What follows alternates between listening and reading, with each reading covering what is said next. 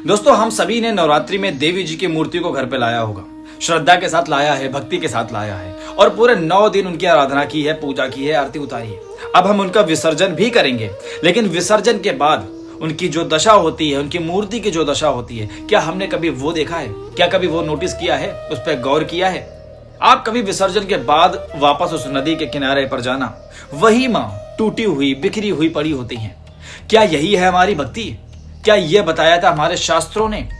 शास्त्रों में प्राण प्रतिष्ठा का सिद्धांत क्या है? अग्नि पुराण कहता है, प्रतिमा सुना सानिध्यम देवस्य भवति स्वतः भावे तो सन्निधि देव प्राण प्रतिष्ठया सह।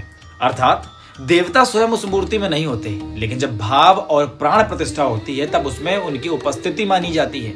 अब सोचिए, जिसे हमने माँ कहा, जिसे हमने माँ कह करके उसमें स्थापित किया, अब उनकी हालत, अब उनको हम किस हालत में उस नदी में छोड़ करके आए थे, उस नदी के किनारे छोड़ करके आए थे। विसर्जन का मतलब होता है पंचतत्व में विलय। भगवत गीता कहती है, अव्यक्तादीनि भूतानि अव्यक्त मध्यानि भारत अव्यक्त निधनान देव तत्र का परिदेवना। अर्थात सभी जीव पहले अव्यक्त थे, फिर प्रकट हुए और अंत में फिर उसी में विलीन हो जाते हैं।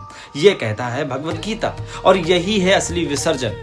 विसर्जन का मतलब है सम्मान के साथ, आदर के साथ हम उन देवी जी को वापस उस प्रगति में मिला दें, ना कि अपमान के साथ, ना कि हम जबरदस्ती जल्दी में ऊपर से कभी पुल से फेंक देते हैं, कभी हम जल्दीबाजी में उनको कैसे भी करके उस जल में डाल देते हैं। उसके बाद उनकी दशा क्या होगी वो देवी जी ही जाने। एक और बात, हम जब ये मूर्तियां खरीदते हैं तो ये मूर्तियां मिट्टी की होनी चाहिए, लेकिन हम क्या करते हैं, प्लास्टर ऑफ पेरिस यानी पीओपी की मूर्तियां खरीदते हैं, जिसमें केमिकल का रंग होता है, जिसमें प्लास्टिक चढ़ी होती है।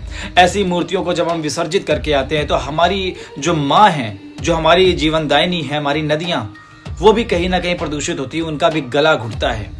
लेकिन हम भक्ति के आड़ में अपनी ही प्रगति को, अपनी ही देवियों को, अपने ही भगवानों की अवहेलना करते जा रहे हैं, अपमान करते जा रहे हैं। ये भक्ति नहीं है। आपको भक्ति समझना है, आपको भक्ति करना है तो शास्त्रों के हिसाब से करो, अपने सनातन के हिसाब से करो, प्रकृति की पूजा करते हुए करो, पर्यावरण का संरक्षण करते हुए करो। वो है भक्ति।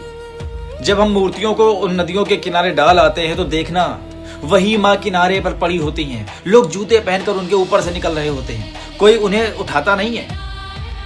हमने माँ को पूजा के बाद कचरा बना दिया, एक माँ की पूजा करके उसी माँ का अपमान कर दिया। क्या ये धर्म है? ये धर्म नहीं है, ये आडंबर है। धर्म का मतलब होता है सम्मान। धर्म का मतलब केवल पूजा नहीं है, धर्म का मतलब है सम्मान, धर्म का मतलब है जिम्मेदारी, और धर्म का मतलब है संवेदनशीलता।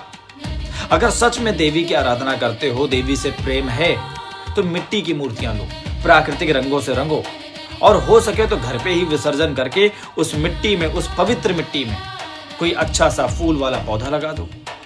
क्या ये हो सकता है? या तो कृत्रिम तालाब बनाओ और उस कृत्रिम तालाब में उन देवी जी की मूर्ति का विसर्जन करो। तब सच्चे मायने में तुम्हारी भक्ति है, तब तुम जाने जाओ कि तुम सच्चा देवी हितैषी हो, तुम उस माँ की आराधना में सच्चे भक्त हो। माँ केवल उस मूर्ति में नहीं है, माँ तुम्हारे भावों में भी है, माँ तुम्हारी श्रद्धा में है, माँ तुम्हारे कर्म में है। अपने भाव, अपनी श्रद्धा, अपने कर्म भी अच्छे रखो, उनको भी शुद्ध रखो। अगर सच में माँ से प्रेम है तो उन्हें नदी में मत छोड़ो, उन्हें अपमानित मत करो, उन्हें यूं ही मत कहीं पर डाल के आओ, उन्हें अपने जीवन में भी बसाओ। माँ की मूर्ति का अच्छे से विसर्जन करने के साथ साथ अपने अज्ञान का भी विसर्जन करो।